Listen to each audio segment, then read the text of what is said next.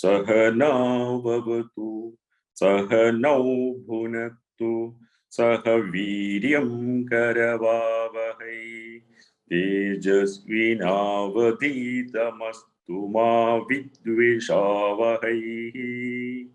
Om Shanti Shanti Shanti.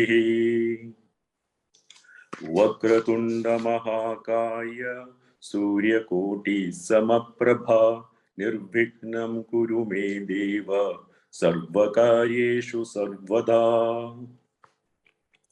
Guru Brahma Guru Vishnu Guru Devo Maheshwaraha Guru Reva Param Brahma Tasmai Shri Gurave Namaha. Om Sadashiva Samarambham Shankaracharya Madhyamam Asmadacharya Varyantam Vande Guru Parambharam. Samasta Jana Kalyane Niratham Karunamayam Namami Chinmayam Devam Sadgurum Brahma Vidvaram. Om Shri Chinmaya Sadgurave Namaha. Om Parthaya Pradibodhidam Bhagavadam Tarayanena Swayam Vyasena Ghrititam Purana Munina Madhye Mahabharatam Advaitamrita Varshinim Bhagavatim Ashtadashadhyayinim Ambatvamanu Sandhadhami Bhagavad Gita Bhavadveshinim. Namostu Devyasa Vishala Buddhe Pulara Dapatra Netra Yena Tvaya Bharata Taila Purnaha Prajwalito Jnanamaya Pradipaha Prapanna Parijataya Totra Vetrega Panaye Jnanamudraya Krishnaya Gita Mrtaduhe Namaha. Sarvopanishado Gavo Dogdha Gopalanandanaha Partho Valsa Sudhir Bhokta Dugdham Gitamritam Mahad Vasudeva Sutam Devam Kamsa Chanura Mardanam Devaki Paramanandam Krishnam Vande Jagadgurum. Bhishmadrona Tada Jayadratachala Gandharani Lolpala Shalyagrahavati Kripena Vahani Karnena Vela Kula Ashwathama Vikarna Ghora Makara Duryodhana Vartini Sothirna Khalu Pandavairana Nadi Kaivartaga Keshavaha Parashadya Vachasarojam Malam Gitarthagandhotkadam Nanakhyanaga Kesaram Harikatha Sambodhana Bodhidam Loge Sajjana Padairaharaha Pebiyamanam Muda Bhoyad Bharata Pankajam Kalimala Pradhvam Sinastreyase Mukam karoti vachalam pangam langhayate girim yat kripa tamaham vande paramananda madhavam yam brahma varunendra rudra marutaha stunvandi divyaistavaihi vedai sanga pada kramo upanishadai gayanti yam samaga dhyanavasthita tadgatena manasa Pashyandiyam yogino yasyantam na vidu sura suragana devaya tasmai namaha.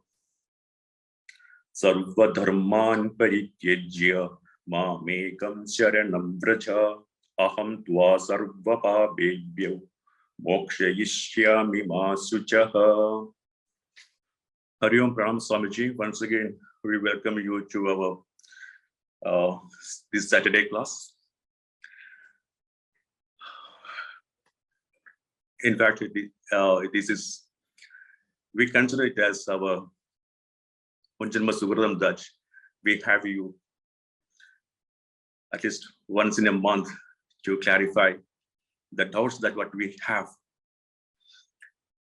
And now, having completed the first 12 chapters, that is the Tom and the Tat part, we are entering to a very crucial phase, which is going to be the next 6th chapter. And we understand that is what is important. And that is what is the Mananam side, what we have studied so far, we have to be reflected upon and have to strive to put into practice. And this is the time we may get more doubts for sure. We wish that if Swamiji can be with us on every Saturday morning at 7, at least for 10 minutes, just to brief on or share your understanding on the verse that we study. We know that you are quite busy with many classes, but again, we could only pray. We wish that if you could join us even for 10 minutes on every week.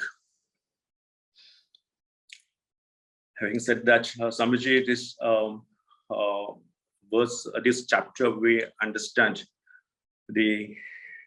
though it is only we can intellectually comprehend, try to comprehend, that's all, because we couldn't experience that kind of bhakti what Bhagavan is talking about for Arjuna's question. Bhagavan elaborates here on the Sakama Bhakti and the Jnani Bhakti. Of course, it is for the Parivrajaka's on that realm, which we can only, we've understood the characteristics or the qualities of the Jnani Bhakti. And we know it is the Swasarupa Santhanam, that is the Atma Swarupa Santhanam, that is the Parama Bhakti. But still, there are many clarities that need to be cleared. We need more clarifications. So we will enter now to the question and answer section. Ms. Purnaji, over to you. Hari Om. Pranam Swamiji, we are indeed very blessed to have you amongst us again. I'll start with the questions. The first few questions are from Ajit Ji. So first, Ajit Ji asks, while we know that bhakti is an important factor along with karma yoga and jnana yoga on the path to achieve moksha, can bhakti alone lead to moksha? Also, it would be relevant to take into account verse 10 from chapter 8, which is Prayana kale manasa chalena bhaktya yukto yoga balena chaiva bhruvor madhye pranamavesha samyaka sataparam purushumupaiti divyam. At the time of death, with an unshaken mind full of devotion, by the power of yoga fixing the whole prana between the two eyebrows, he reaches the supreme resplendent Purusha. So that is his first question, Swamiji. Hari Om Ajit Ji. Hari Om Swamiji, Pranam. So your question is, the first question is, can bhakti alone lead to moksha? Yeah. This is a very important question because especially the bhakti literature, we find them saying that bhakti alone is sufficient. Nothing else is needed. But at the same time, the jnana literature, they say without jnana, moksha is impossible. Yeah. So this is a very relevant question. Now we have to understand the relationship between moksha and jnana. There is an inseparable relationship. That is why in Atma Bodha, if you see, Bhagavan Shankaracharya starts the Atma Bodha by saying what? Pakasya vannivat jnanam vina moksho na siddhyati. If you remember, I think you have taken up this text before. Just like there is a direct connection between fire and cooking. If the food has to be cooked, what is needed? Fire. It is a sakshat sadhanam, it's a direct means. See, for cooking food, you may do so many other things, cutting vegetables and putting in the vessel, this, that, etc. But cooking will happen only if there is fire, isn't it? Yes. In the same way, there is a direct relationship between jnana and moksha. So we have to find out what is this direct relationship. So we have so many examples given by our masters. For example, Rajju Sarpa example. So there is this rope there and you think it is snake. Now, when will you attain moksham from fear? Mark these words, moksham from fear. Moksha means what? Freedom. When will you get moksha from fear? Only when you have jnana of rope. Yes or no? There's a direct relationship. Now you may say, no, it's not needed. I will sit there and do Vishnu Sahasranama Parayana. You are seeing the snake there and you are doing Vishnu Sahasranama Parayana. It won't help. Or you say, I will sit there and do some yoga, pranayama. It won't help. Yes or no? Yeah. The direct means is knowledge. You are filled with fear. Because you are seeing a snake there, that fear goes the moment you know that it is not a snake, it is a rope. See the relationship between moksha and jnana. What is moksha here? Moksha from fear. Yeah. Right? Freedom Another from example. Another example. In the dream, you are frightened by seeing a terrible dream. Okay. Now, when will you get moksha from that fear in the dream? When you have that jnana that I am not the dreamer, I am the waker. See the relationship. Yes. The moment you come to know I am the waker, what happens to fear? You are mukta from fear. You have attained freedom from fear, right? Yes. Yes. So now coming to the real issue. When will I be mukta, free? Now, what is the greatest fear of everyone? The greatest fear is the fear of death. Yes. Isn't it? Yes. All of us, the one thing which is haunting us is fear of death. All the other fears are nothing but, the byproduct or secondary fears of this main fear only. Whether it is a fear of snake or whether it is a fear of darkness, a fear of loneliness, all these fears are coming from one main fear, that is a fear of death. That's why Bhagavan Shankaracharya in Bhaja Govindam, the first verse itself is about death only. Samprapte sannihite kale, when that time comes, nehi nehi rakshati dukran karani. So that fear of death is the main fear. Now, what is the cause of fear of death? This fear has come because of our ignorance that I am the body. Because body is going to die. Now I have this wrong notion that this body is me. So body's death is my death. So therefore I fear. My nature is Sat Swarupa. Existence is my nature. So I don't want to die. I want to exist all the time.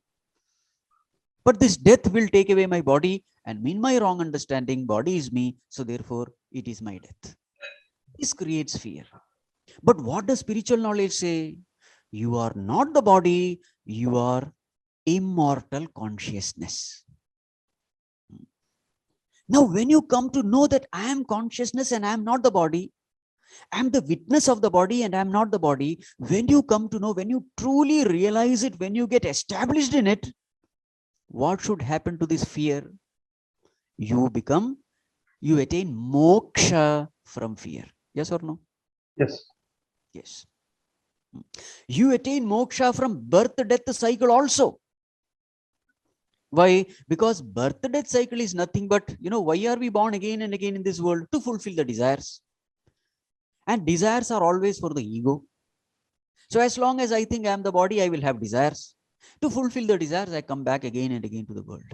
But the moment I come to know I am infinite, perfect consciousness, what happens to my desires? There are no desires because I am already perfect. The moment I know I am perfect, will I have any desires? No. All desire is for perfection. Yeah. So the moment I come to know I am consciousness, all the desires end. And when all the desires end, there is no need for coming back to this world. Because there is no desire to be fulfilled to come back to this world. So therefore we see that there is a direct connection between Nyana and Moksha. This is the point. So when I come to know I am consciousness, I am Mukta, I am free.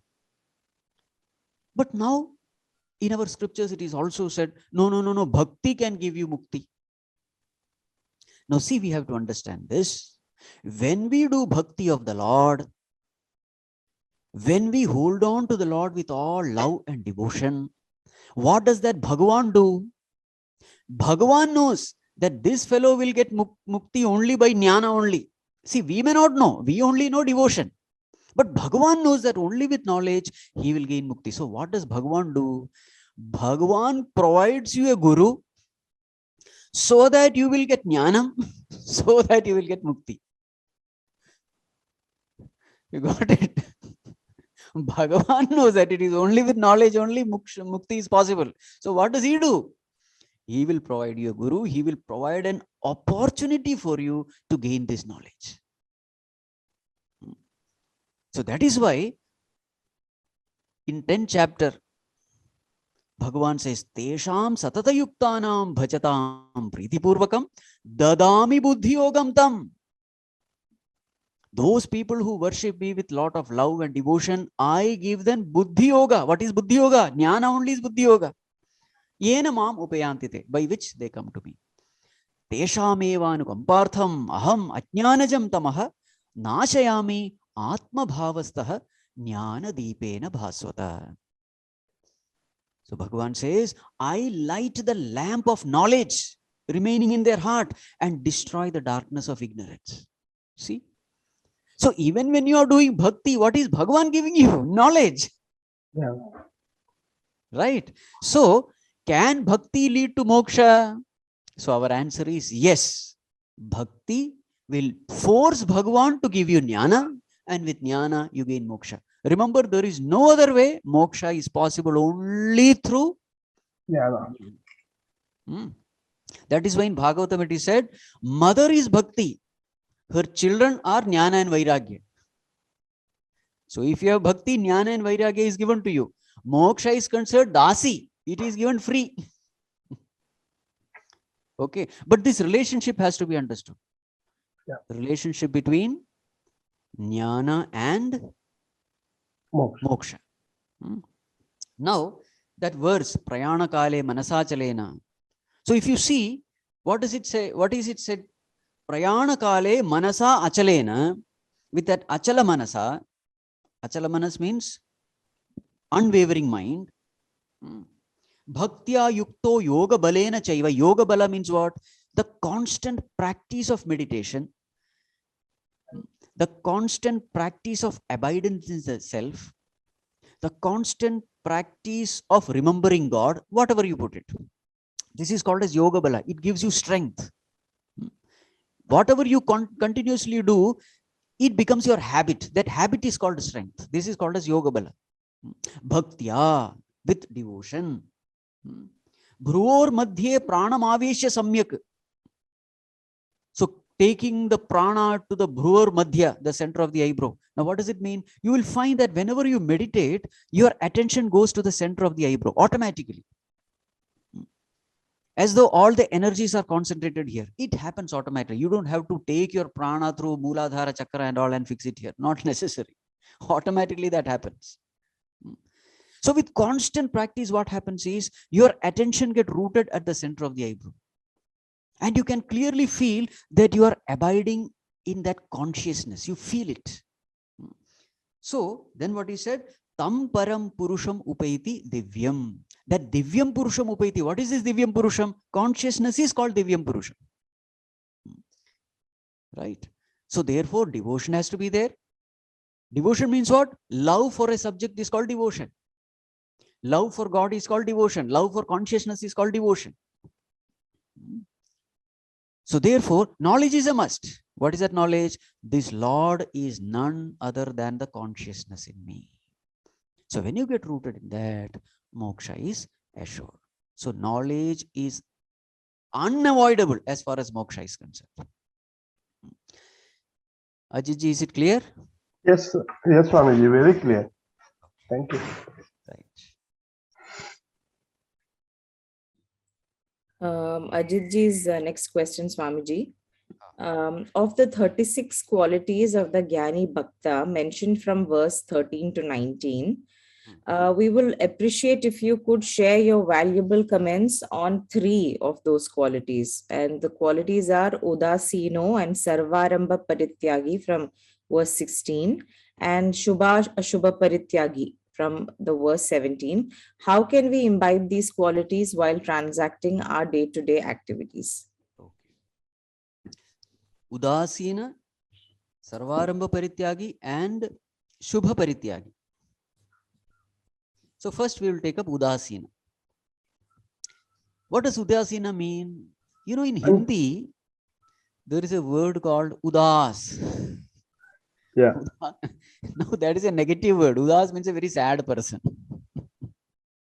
Okay. So many people think this Udasina means becoming sad.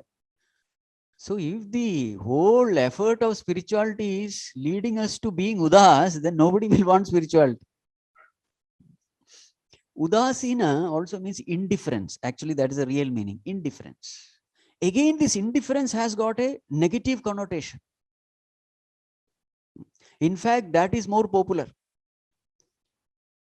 Very many times what happens is, the immature seekers, when they come to spirituality, they do this great mistake. So this question is very relevant. What is this Udasina and how to practice it? What happens is, when a person in the beginning enters into spirituality, he listens to all these, that the whole world is impermanent. All relationships are impermanent. God alone is real. So therefore, don't get attached to all these people around you. When you listen to all this, an immature person, what he does, he has his wife and children, etc. He suddenly starts practicing it in the wrong way. And what is the wrong way? Earlier, he used to love his children. Now he stops loving his children. There is no love. There is no concern. There is nothing. He becomes very cold-blooded, And this is where the family members get frightened. This person was okay till yesterday. After attending to that, classes of that Swamiji of Chinmaya Mission, he was a good person. Now he doesn't even care. Earlier he was a loving, cheerful, joyful person. Now he doesn't bother about us. So the culprit, who is the culprit now? That Swamiji of Chinmaya Mission. So all the blame comes to us. Okay. This is a big mistake which all of us do in the beginner, because you have no idea about what spirituality is. And all your relationship gets spoiled in the name of spirituality, and the bad name goes to spirituality. Actually, it is a wrong practice which has to be blamed. So now, say we have to understand Udasina in the right sense.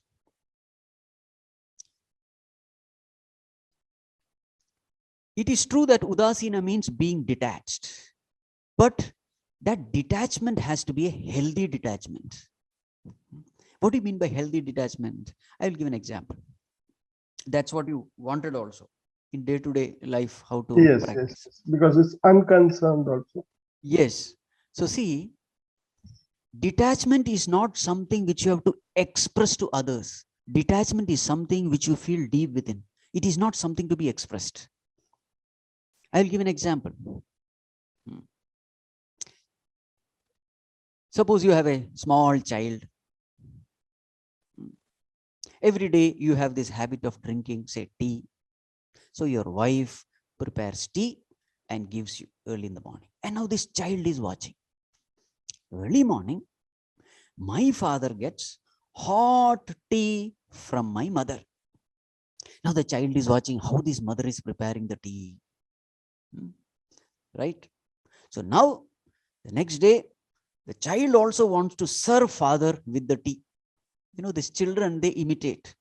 So whatever the mother does, the child wants to imitate. So what will the child do? The child will take all the toys and the child will pretend as though, you know, the stove is lit, the kettle, water is poured, tea powder is put, milk is poured, water is boiled, and then the child will act as though that tea is being poured in a cup and the child gives to father. Now you are the father. The child is giving you this hot cup of tea. There is nothing, it's only empty cup. Now what will you do if you are a sensible father? If you are a sensible father, you will say, oh my God, my child, you have made tea for me. And then you will sip it. There is nothing. You will sip it. Such a wonderful tea it is. Even your mother cannot make such a wonderful tea. Now every day you must give this tea to me. I just love it. So sweet and etc. etc. You will say, yes or no? Yes. If you are a sensible father. Deep down, what is your attitude? You know that there is no tea. And this tea will not do. Your wife's tea alone will do. But externally, how you act? You act as though it is everything. Why you act like that? You act like that because you know the child needs appreciation. The child is doing everything for that love, for that appreciation, isn't it? For that attention. You know that child is craving for that. Therefore, you are giving that. What you need is original tea and it is not that. But if you are a foolish father, you will say, what is this? Is it a tea? So what have you done? You have spoken the truth. But in the process, you have broken a relationship, you have broken a heart. You understand? Yes. Now, what is Udasina there? Externally, you are filled with love, filled with service, filled with, concern. You are taking care of everyone because they crave for love, respect, etc. You give them because they need it. But deep down, you know the reality. You are very well rooted in reality. Right? You don't crave any love and respect from others, but you, wholeheartedly distribute this love to everyone. Now, this is called as Udasina. Have you understood this Udasina attitude? Yes. Deep down, you are unaffected. Deep down, you are rooted in reality. But this, you are not showing it to others. What are you showing outside? You are showing outside that which they need. They need love, you give that. They need respect, you give that. They need attention, you give that. They need service, you give that. They need that relationship, you give that. This is healthy spirituality. So as you become more and more mature in spirituality, this is what happens. All the spiritual concepts, you are rooted there, but it is not for others to, you exhibit others and show that I am a great spiritual man. No. You are spiritual only you know. As far as the outer world is concerned, you appear to be a perfectly worldly person. Right? Have you understood this Udasina thing? Yes. Yes, Swamiji. Udasina means what? Ut asina. Ut means high. Asina means to be seated. The one who is seated at a higher pedestal is called Udasina. You are seated in that spiritual truth. Therefore, you are at a higher place. And what is a sign that you are at a higher place? You don't crave for love or respect from others. This is called being higher. You are only giving, you are not taking. You give love, you give respect, but you don't depend on their love and respect for your peace of mind. Clear? Yes, very clear. Yes. Now the second term. What is the second term? Swamiji, before you move on to this, the same thing, I just had a doubt based on what you said. But isn't that a pretense then, Swamiji? Because see, when we say detachment, we have this mental image of a tortoise withdrawing itself into the shell. But Yes. if we are dealing with the external world, in one stance, and internally we feel something else, this pretense, are we not being, is it being true to oneself then to have both these different parts in oneself? Isn't that See, a pretense? now let us take this example of this child. Suppose this child gives you a tea, and then you say, what is this? Is it a tea? It is only empty thing. Now, after telling this, are you peaceful or are you disturbed? Disturbed. That disturbance shows that Lord is not happy with you. Mm. That disturbance shows that there is disharmony. That disturbance shows that you have not done the right thing. Mm. You understood? How do you know whether you are in the path of dharma or not? The proof is the peace of mind. After that act, how do you feel? If you are disturbed, know for sure that you have stepped into the path of unrighteousness. So is it pretense? No doubt. No. Sometimes you have to pretend, nothing wrong. But why are you pretending? You are pretending keeping a noble goal in mind with a noble intention, isn't it? Remember, action is not papa or punya. Intention behind action decides whether it is papa or punya. So what is the intention behind this pretending also? Intention is that person should be happy. Giving happiness to others is the purpose of pretending. See, pretending is not right or wrong. Why are you pretending? That question has to be answered. If you are pretending for some selfish reason, then definitely it is a papa karma.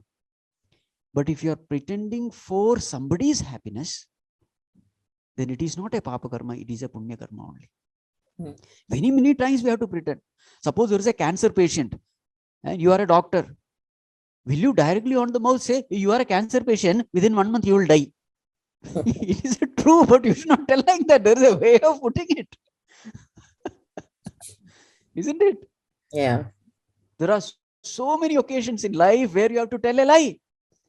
But the point is, why are you telling this lie?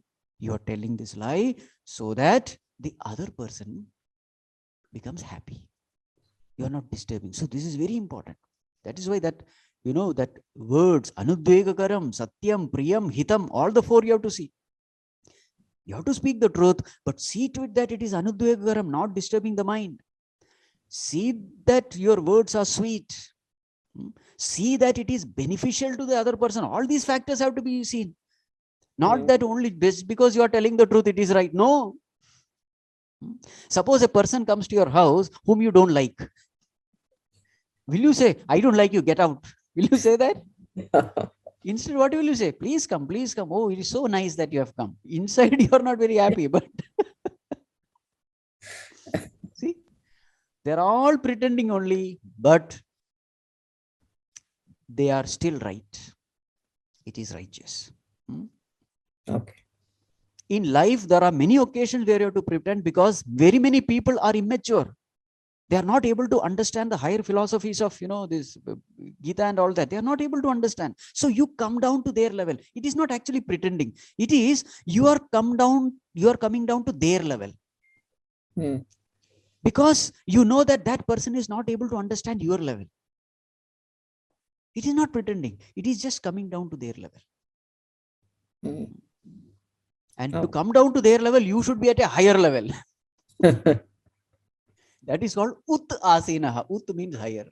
Asina means seated.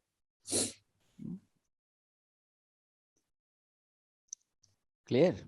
Yes, Swamiji. Yep. Yes. So now our next term is Sarvarambha Parityagi. Arambha means what? Undertaking. Sarvarambha Parityagi means the one who has given up all undertakings, all actions. Now this is again a very dangerous word. Dangerous because you can misunderstand it in a very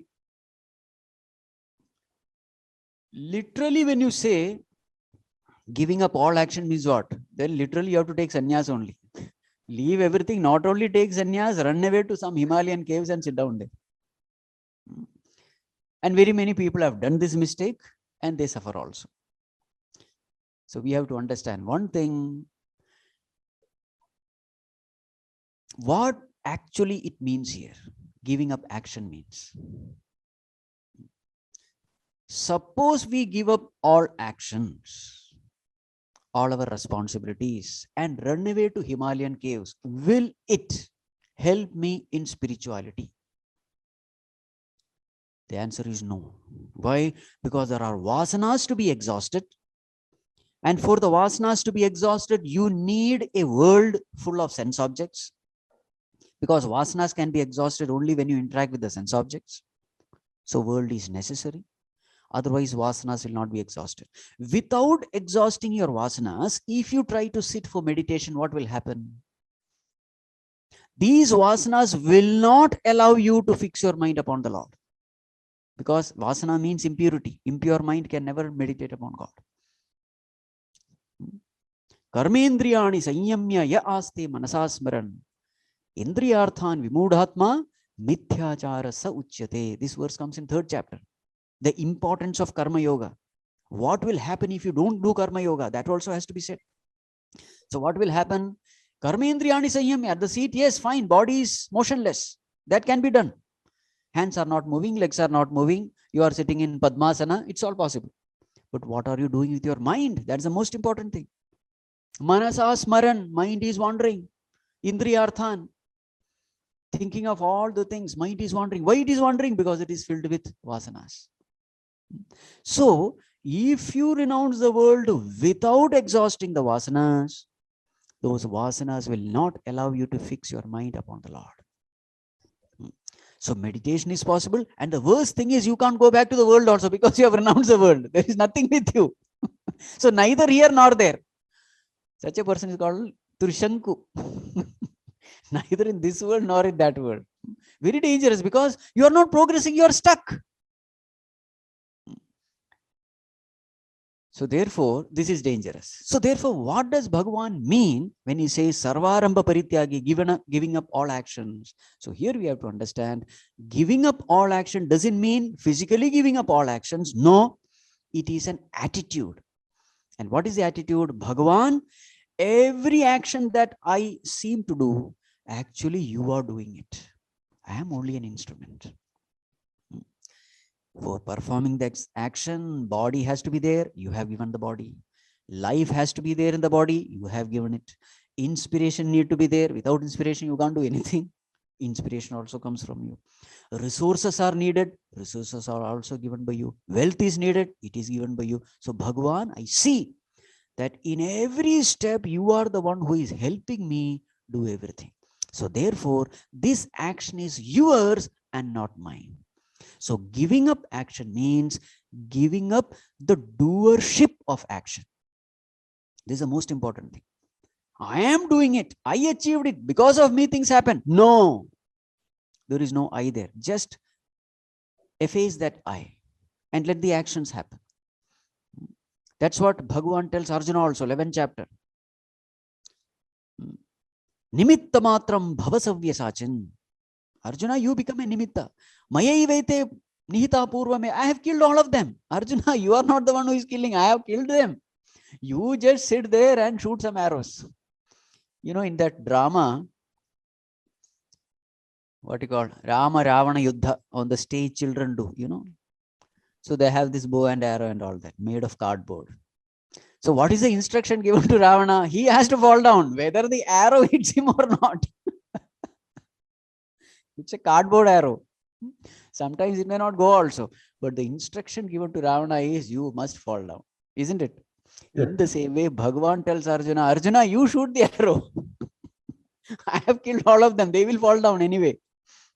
And you take all the praise. Now see the term used, nimitta. Nimitta means what? Be an instrument. So actually speaking, we are all mere instruments. Lord is playing his Leela through us. Never say I did it. No. So the best example given is that, you know, Ramana, that arrow. Hanumanji flew like the arrow of Bhagavan. That is the example given in Tulsi Ramayana. Now see this arrow. The target is decided by the shooter. arrow is chosen by the shooter. The speed of the arrow is decided by the shooter. But what do you see? You don't see the shooter, you only see the arrow striking the target. So it may appear as though the arrow is doing the job. It is not the arrow doing the job. There is somebody who is not seen, who is doing the job, isn't it? In the same way, it is the Lord who is pulling the strings from behind. The more and more you tune to the Lord, more efficiently he can pull the strings. So Sarvarambha Parityagi means he is doing all his responsibility, duties, etc. But deep down he knows that I am not the doer. It is the Lord who is getting his things done through me. Right? Clear? Yes. Very clear, sir. In the same way, now the next term, Shubha Parityagi. Of course, Ashubha we have to give up. Ashubha means Papa Karma. We have to give up. There is no doubt about it. Good Karma also we have to give up. Means what? You have to do Punya Karma, no doubt, but give up the sense of doership. Keep doing Punya Karma, but at the same time say, Bhagavan, because of you things are being done. Your grace and blessings, things are happening. So then it becomes Shubha Parityaga. Otherwise, what will happen? You do a Punya Karma, you say, I did it. Then come back again, because Punya Karma will have a Punya Karma Phala. That Phala you have to enjoy. You will be born in a very prosperous family, rich family, this family, that family. But you will have to come back. Why? Because you said, Punya, I did. You understand? Yeah. Then again, Punarapi Jananam will happen. If you take the credit for your Punya Karma. So therefore, what we have to do? Do Punya Karma and say, Bhagavan, you did it. Then Karma belongs to Bhagavan, you are safe. Clear? Clear, very clear. Right, Done. right. Ajit, Swamiji, next is also Ajitji's question. This is his last question, and I feel you've already touched upon this a little bit when you explained his first doubt, that when a bhakta has, transcended the different levels of bhakti, Bhagavan will ensure that he finds a guru, so that he can also then go through jnana or discover jnana. So Ajitji's question is, needless to mention, while the guidance and direction of a guru is absolutely essential to perceive bhakti yoga, Swamiji, can you kindly share your wisdom on this? See, the role of a guru or God, we clearly experience when we start walking the path. Not when we just listen to the talks and all that, not much. When you really start walking the path, when you really start confronting the dangers in this path, the difficulties in this path, then you really experience the, what you call, the need of a guru, the grace of a guru or God, etc. As long as we are not putting forth effort, as long as we are not doing any sadhana, we will never know the greatness. It is like, child lying down, has not yet started walking. That child is the safest child. Why? There is no question of fall. Why? Because it is already fallen. A fallen person need not fall, cannot fall, isn't it? So we are all like the children lying down. There is no question of fall because we never tried to rise ourselves. But when that child tries to lift itself, have you seen children sitting? That's the first posture. Even sitting can be dangerous. It loses balance, goes back and hits the head, isn't it? The moment you put forth any effort to lift yourself to a higher pedestal, from that moment onwards, danger starts. The lying child, there is no danger. That's why mother is happily going into kitchen and working. Why? The child cannot do anything, she knows. But the fellow, once he starts crawling, it becomes a big problem for everyone. So sitting, there is a pain. When you fall from standing, there is a greater pain. Yes or no? A sitting child falling, there is pain. A standing child falling, there's a greater pain. So means what? As you go higher and higher, higher and higher, the dangers also increase. The pain also increase. So it is at that time you truly understand the glory of a guru, because at that time he gives a very important, instruction. We are falling again and again. We are falling. We don't know what is happening. And we are, into deep depression. Inferiority complex is there. Oh Lord, does it mean that I can never walk this path? It is at that time that Guru comes and gives a very important instruction, and that instruction changes your life. Again, somewhere you are stuck. Again, Guru comes and gives an instruction. Again, you are, it is something like this. Suppose you are stuck in a big jungle, hundreds of kilometers. You are stuck in a jungle and you don't know in which direction to go. Then this person comes to you and says, see, this is the way. Just keep walking. Don't worry, I'm with you. Just keep walking. And then you're walking. You have the route map. And as you're walking, you're very tired, exhausted, and suddenly you see a wonderful tree with a lot of, red, juicy, sweet fruits hanging there. And you're very tired and exhausted. And as you're going to eat, this person comes. Guru goes, hey, don't eat that. It's poison. It's very, very attractive, but it's not fruit. You will die immediately. Don't eat that. Then what will I do? Don't worry, you keep walking, keep walking. There is another tree. That fruit is not very attractive. It has thorns all over. It is not very attractive, but inside you will find a very nourishing fruit. It may not even appear as fruit, but that is a fruit. Cut open and eat. Now you are saved. You see, you are saved from that attractive fruit. You are given a nourishment and you keep walking, and then you find a beautiful meadow, green grass everywhere. You feel like rolling over it. Then suddenly this Guru comes, hey, don't. It's a marshy land. If you step on it, you will just sink and die. He said, dal. Again you are saved. Again after some time you see a lake because you are very thirsty. And the moment you are going to drink, hey, don't drink that water. That water will create diarrhea in you. Little more you walk, there is another place. That water is good. So in this way, in that, forest, here, there, you are saved from so many dangers. Guru says, don't walk that direction. It's dangerous. All infested, wild animals are there. Don't go this way. Go this way. Now, finally, after long travel, when you come out of that forest, what will be your attitude towards that person who has helped you? It will Gratitude. be only gratitude, isn't it? Devotion, love, gratitude. This is what happens towards our Guru, towards this Guru Parampara, towards God, when we come out of this terrible jungle called this world. Mind you, majority of the people are walking in the wrong direction. So the temptation is, let me follow the majority. That is our mentality. If everyone has purchased one particular vehicle, then the tendency is I will also purchase that vehicle, because the very fact that majority have chosen, it means it is good, isn't it? That may work for all these material things.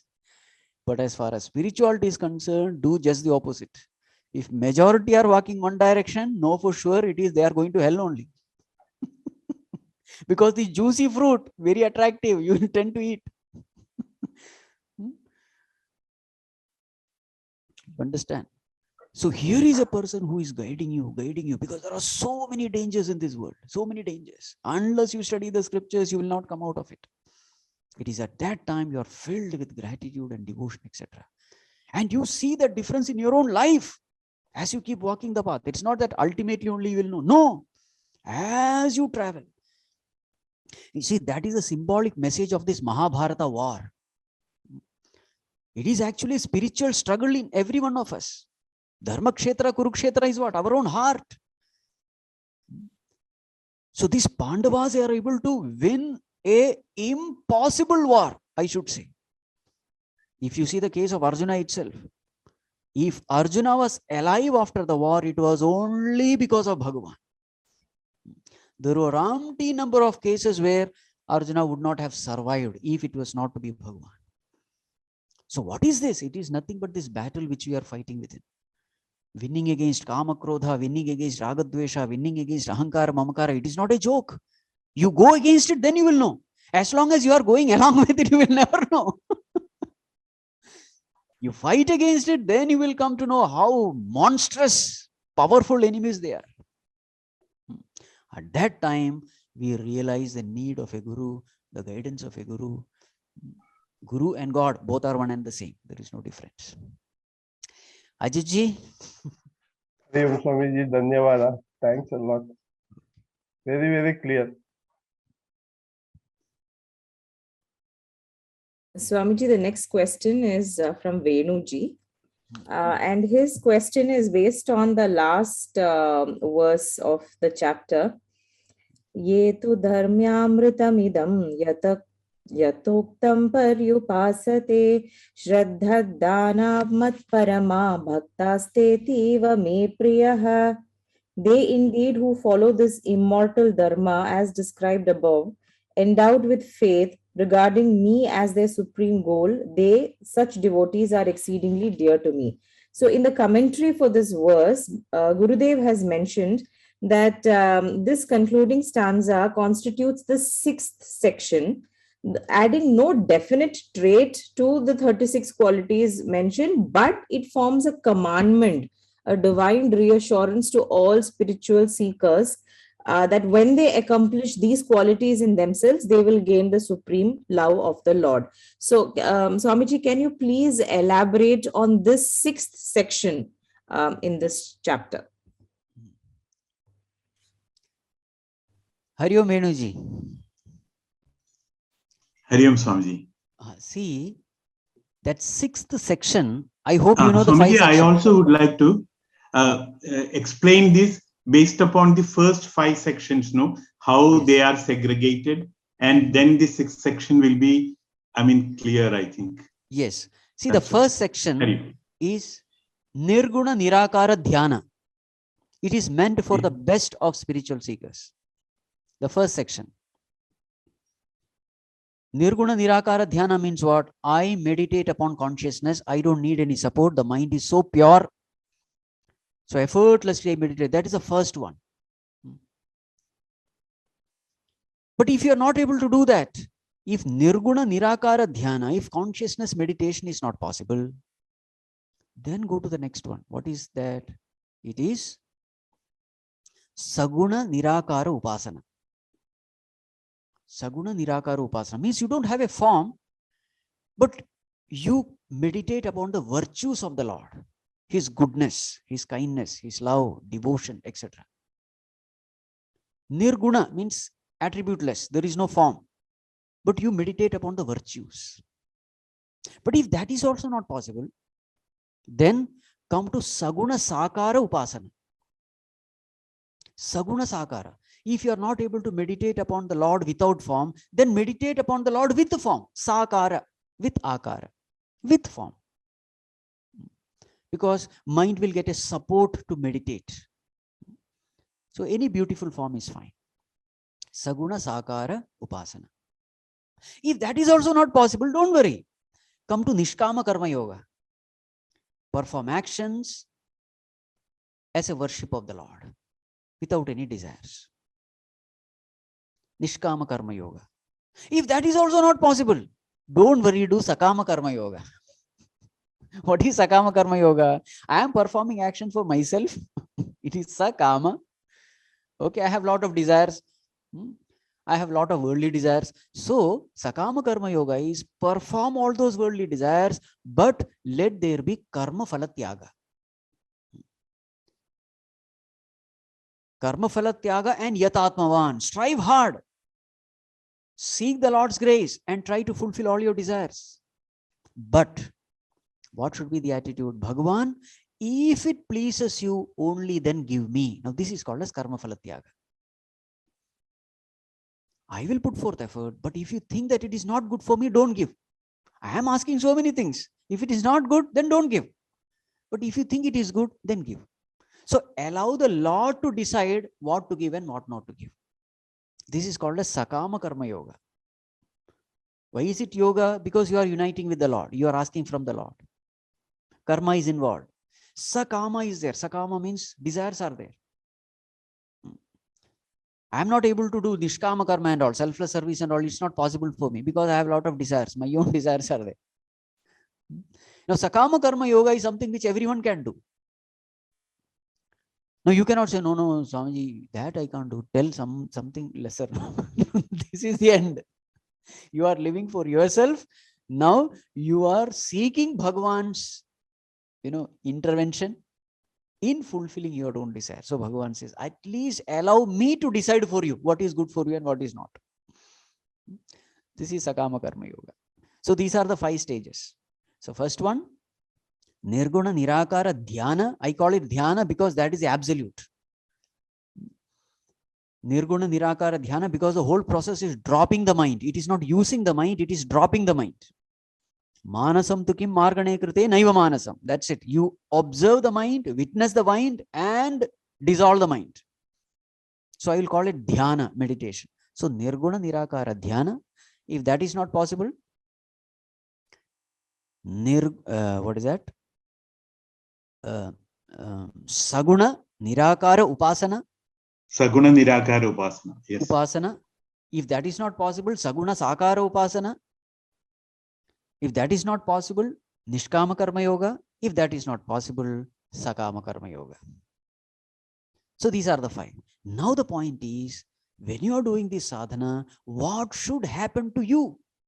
How will I know that I am progressing in spirituality? What are the signs of progress? So these qualities of the devotee, they are nothing but the qualities which develop in us when we practice these 5. Adveshta sarva bhutana, maitra karuna evacha, nirmamaha, nirahankaraha, santushtaha. So I am contented. There is no hatred, there is no jealousy. There is only love, compassion, forgiveness. These are the virtues which grows when you practice these 5. So the 6th one is not another set of things. No, it is a lakshana that you are progressing in spirituality. And what is a lakshana? You become a wonderful person, a loving person, a sweet person, a peaceful person, a contented person. You don't disturb the world. World cannot disturb you. Now, these are all the signs which happen. So how will I know I am progressing in spirituality? I know I am progressing in spirituality when these virtues grow. So Bhagavan beautifully puts it, a person who is growing in these virtues, here he is dear to me. He is dear to me means what? He is coming nearer to me. The dearer you are to a person, the nearer you are. So Bhagavan says, such a person I love, means he is coming nearer to me. Means he is growing in spirituality. So these 36 qualities we must see. So just like we see the dashboard to see whether enough fuel is there or not in the vehicle. If that is empty, then fuel is not there. If it is full, then everything. Just like we see the dashboard and determine the fuel, in the same way we should see our heart. Heart is a dashboard. See whether these virtues are growing. If it is growing, then everything is fine. Your spiritual adventure is in the right direction. Otherwise, there is some problem. Why there is some problem? Because there are some people who are very spiritual, but none of these virtues grow in them. They become very arrogant. That holier than thou attitude, I am a great devotee, you are all, useless fellows. Then there is some danger. Holier than, I am a very holy person. Don't touch me. Don't come anywhere near me. Such people are there. They do a lot of rituals and all that. Especially people who get stuck in rituals, they have all these kind of things. They consider themselves to be, higher than God sometimes. So very dangerous. If the ego is growing in the process of your spiritual sadhana, beware, you are not in the right path. If still that hatred continues, vengeance is there, revenge is there, you are still a bitter person, nobody likes you, but you call yourself a devotee. My dear, somewhere something is wrong. So it's a warning. Spirituality growth means you are becoming a better and better person, and people are loving you. They love your company. You are becoming a sweet person. These are all the signs of spiritual progress. Venuji, is it okay? Yes, Swamiji. Hari Om. Hari Om. Swamiji, the next few questions are from Suresh ji. His first question is, what is the role of ritualism in Bhakti Yoga As such, there is no ritualism that Bhagavan has discussed in this chapter. Yes. So what is the role of ritual? Yes, it's a very nice question. In 12th chapter, we don't find any ritual. Very interesting. Generally, bhakti is always connected to ritual. Whenever we say bhakta, is all full of marks and rituals and this and that. Interestingly, the whole chapter, you don't find any ritual. Very nice question. Please keep this in mind. Bhagavan is not interested in our ritual. Let us be very clear. If ritual alone is enough, then all the pujaris in the temple must have become great devotees of the Lord.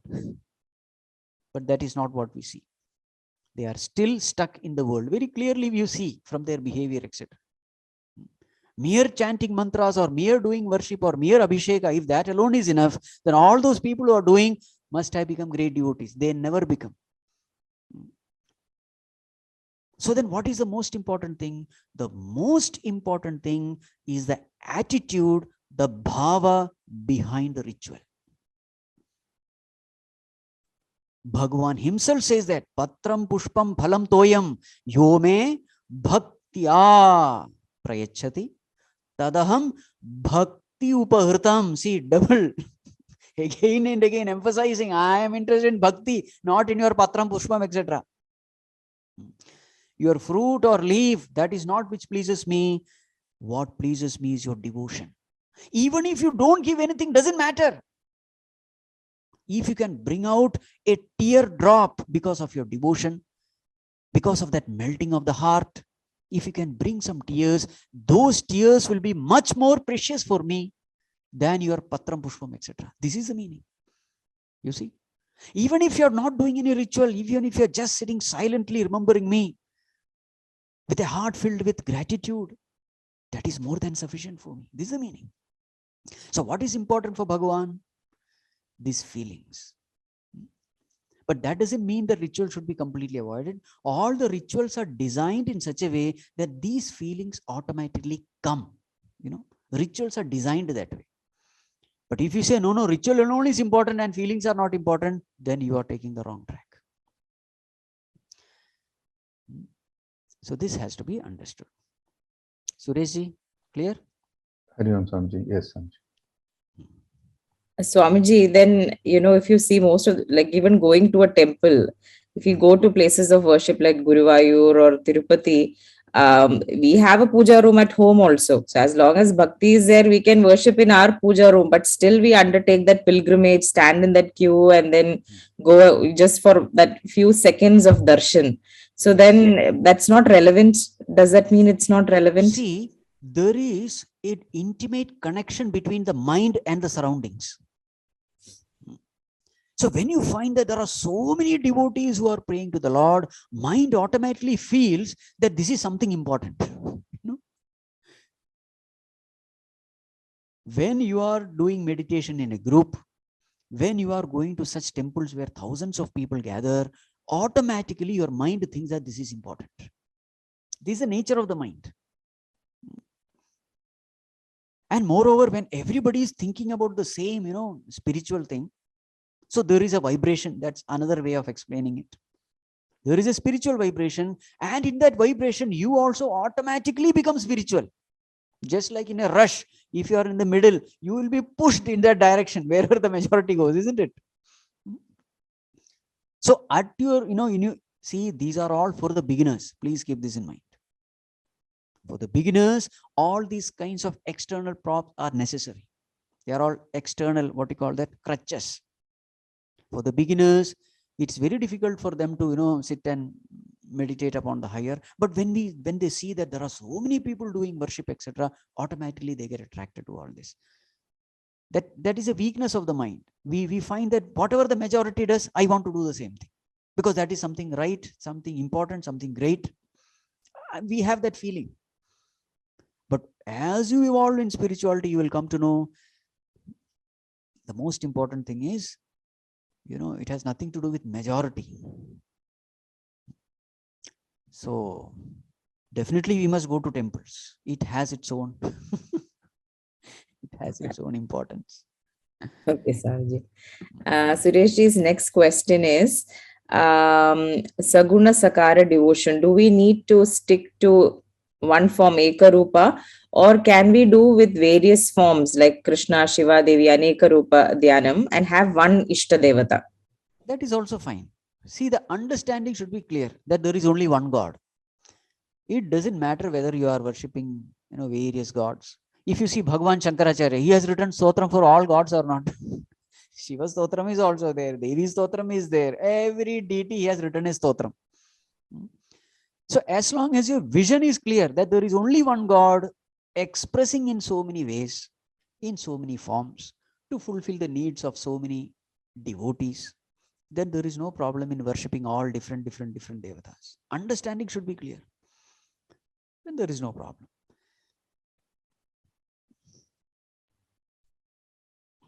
Swamiji, the next question is similar. Can a person pursue both Saguna and Nirguna Upasana together?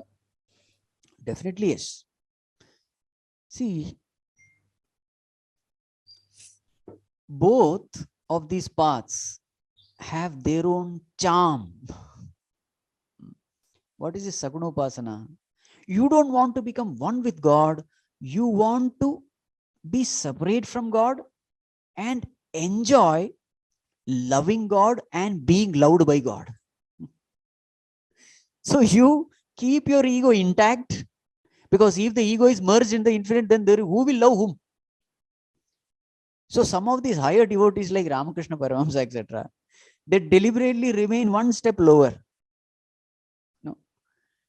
So they retain their identity as devotee, they retain their ego, and then they enjoy this bliss. What is the bliss? You are able to love God and you are loved by God. It has its own charm, it has its own sweetness. This is called as Saguna Upasana, or you may call it, Dasoham Bhakti. They don't want to become Soham, they want to become Dasoham only. We'll find in Shankaracharya also in the same thing. So when he's into that mood, then he writes all these stotrams, Bhakti, where he says, Bhagavan, I am a nobody, you are everything. So you get that joy of devotion in that state, Saguna Upasana. But there are times when you want just reality and peace. Intellect craves for reality, you see. Heart craves for love, intellect craves for reality. So when intellect craves for that highest, you just become one with it, and there is only pure consciousness, the bliss of consciousness, the peace of consciousness. So that is Nirguna state. Both have their own charm, their own taste. It may not be always possible to remain in that Nirguna state. So when you come down, remain in Saguna state then. Consider yourself as devotee and be with the devotees. Discuss only about devotion of God. So it is like two channels, when you are bored with one channel, go to the other channel.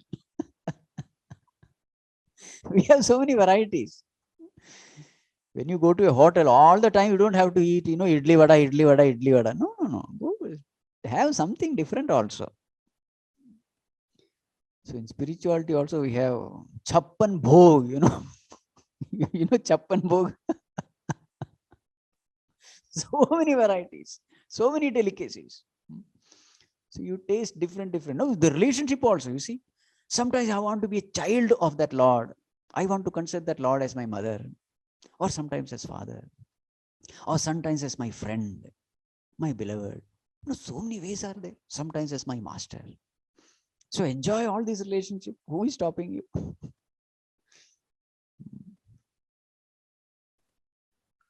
Hariam Swamiji. Attitude is important. Yes. Swamiji, the next question is about one of the items in the Chappan Bhog. Suresh is now asking about Aham Graha Upasana. So how does it differ from Bhakti? See, first of all, we have to understand what is Ahangraha Upasana. This Upasana is such. So there are two types of Upasanas, Ahangraha and Pratika Upasana. These are the two types. So when you consider God as separate from you, another entity, then that is called as Pratika Upasana. you consider God as a separate entity from you. In Ahangraha Upasana, you don't consider God as separate entity, you consider God as your own self. Aham. Aham is that Lord, so you worship that Lord. So in all of us, we know that there is some entity which is different from this egoistic me, this individualistic me. There is some entity, there is a presence, there is a witness which is always there. There is that consciousness. It is higher than me. It is ever watching me. It is ever concerned about me. It is ever loving me. It can never be away from me. But it is not me. It is something higher than me. I can say it is a higher me.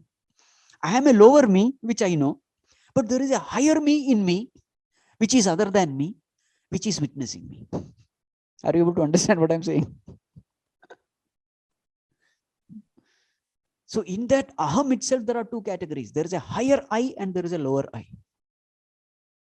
So this lower I, worshipping the higher I, is that ahangraha upasana. Remember the verse in Mundakopanishad. Dvasuparna sayuja sakhaya samanam vriksham parishasvajate tayuranya pippalam swadu atti anashnan anyo abhishakasiti abhichakashiti. So there are two birds in the same tree, a bird in the higher branch, another bird in the lower branch. The lower bird is eating all the fruits, the higher bird is just watching. This is the example given. This is the simile given there. So in the same way, we all know that there is something in us, there is higher, which is imperishable. This body may die and go, but there is something in me which I dare not call it is me. I can only say it is there. It is there. You know, that witness, that consciousness. So ahangraha upasana is full of that. So you have deep love and respect and devotion for it. So that bhakti is there for that aham. So actually in this question, ahangraha upasana is not different from bhakti. With the bhakti you do ahangraha upasana. Bhakti means it's an emotion. So with the emotion of devotion, you worship the aham in you. Then it becomes ahangraha upasana. You are not worshipping some other deity outside you in some other form. No, you don't need a form. You are just worshipping that presence in you, that witnessing consciousness in you, the higher I in you. Then that is ahangraha upasana. It has to be done with bhakti only. Swamiji, this is the same as Nirguna Niragara Dhyanam. Very similar. So there In is a Nirguna difference. Nirakaram, you become one with it. But here you are doing an upasana. You are meditating on it. You are not becoming one. Because still that stage has not reached. You are still in a upasaka level.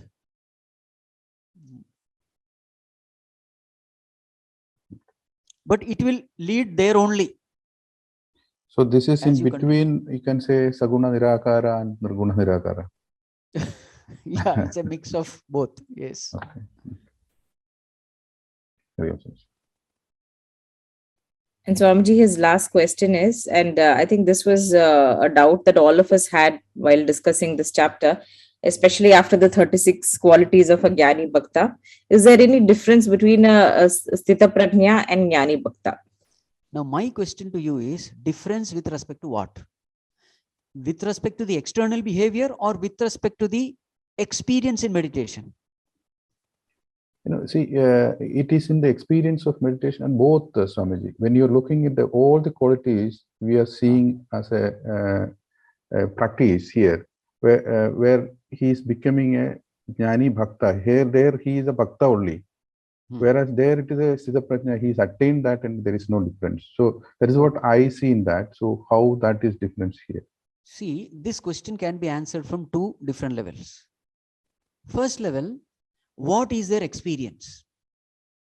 At the highest point of meditation, what is their experience? Now remember, experience can never be different because experience has to be Ananda Swarupa Atma.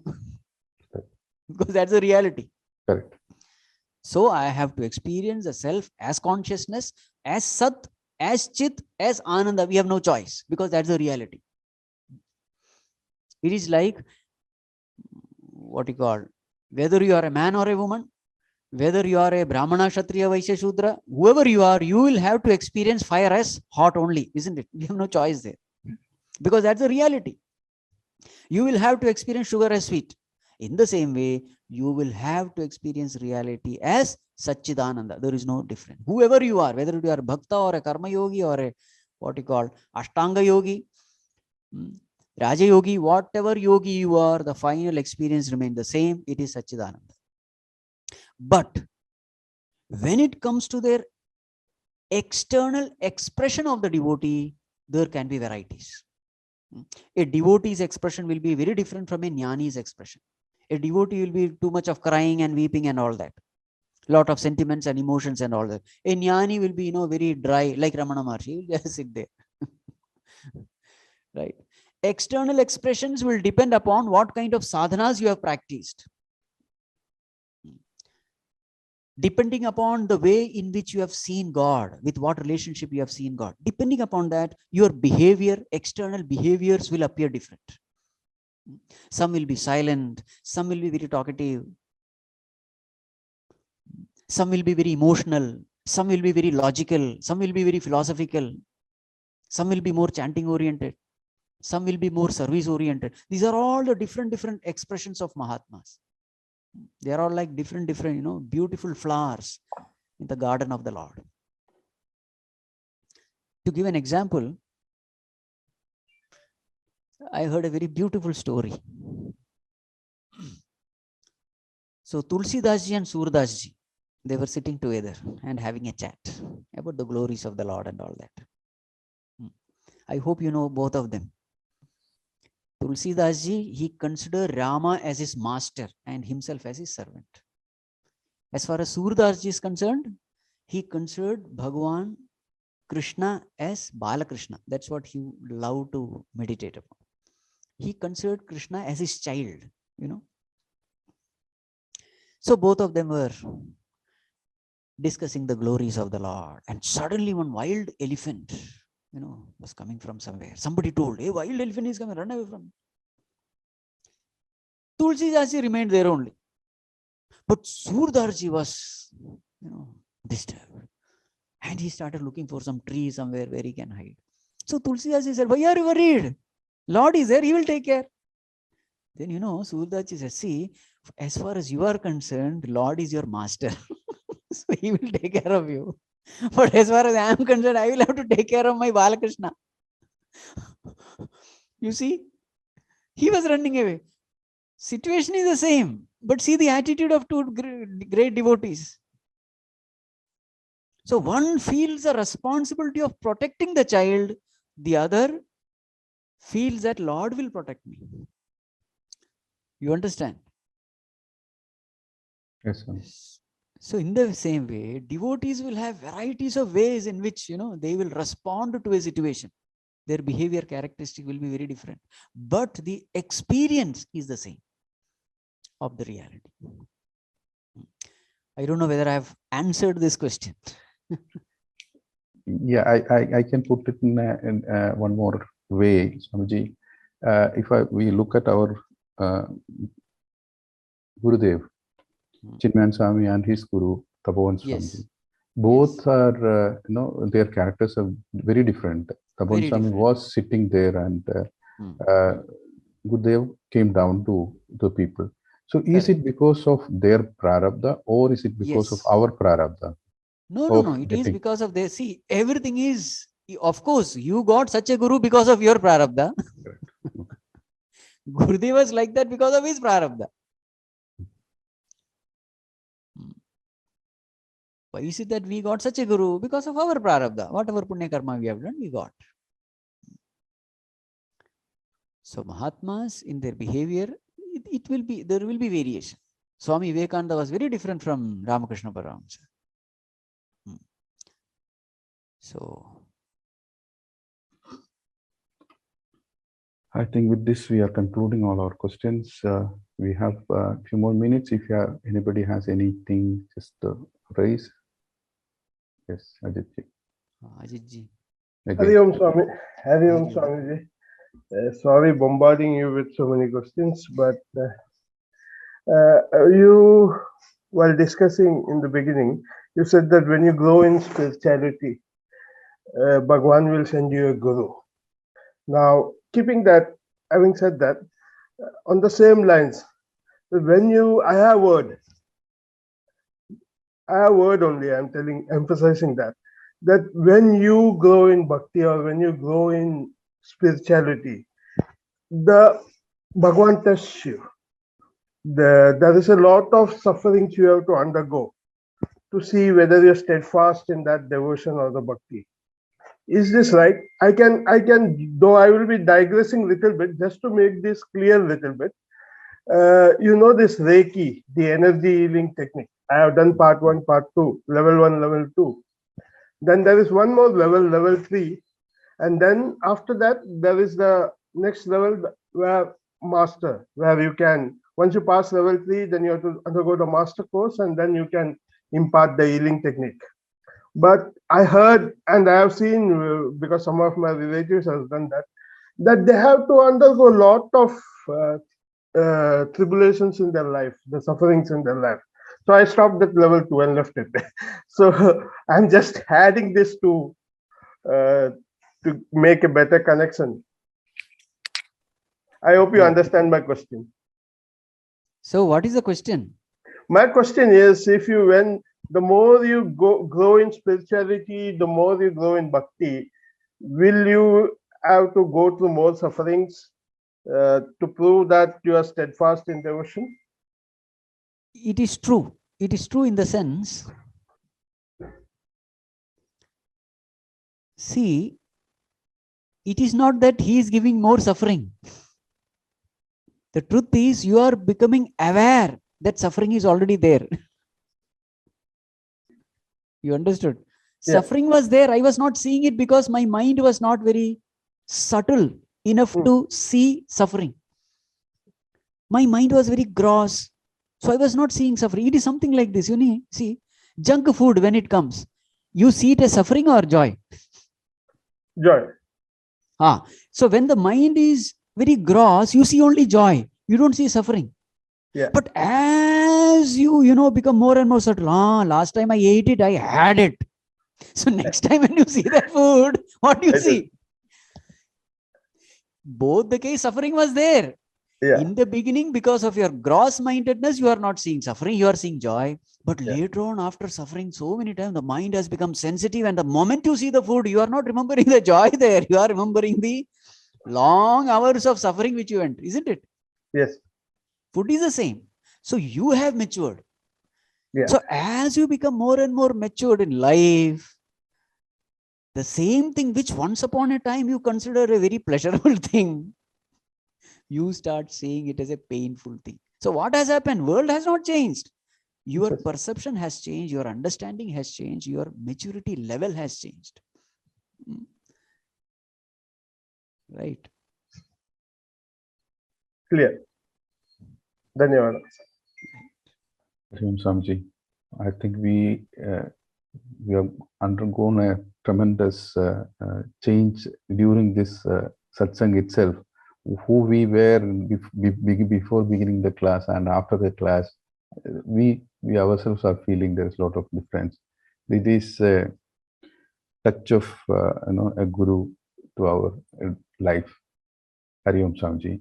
Venuji, can you please conclude, and then Anupji can conclude. Hari Om Swamiji. Because what we used to say in our class, whenever we are having discussions amongst us, we always say that probably what we can do is that read what is written by Gurudev and explain about that with our level of understanding. But it will go only up to certain ceiling. There is a ceiling which blocks us. The dimensions are limited. But when we listen to guru like you, Swamiji, we definitely feel the horizons being expanded, the dimensions being enlarged, and the boldness which you can talk as a Swamiji is something will open up many doors and windows for us, which otherwise we are always very, even if we might think in certain levels or certain aspects, we will not have the courage to open the windows or the closed doors ourselves. But when a Swamiji does that, it's definitely we feel the cool breeze enlivening us, exciting us, and we are all greatly thankful to you, Swamiji. The word used earlier was gratitude. Our minds are filled with gratitude, Swamiji. Hari Om. And as Anupji said, we would like to see you more often. Hari Om, Swamiji.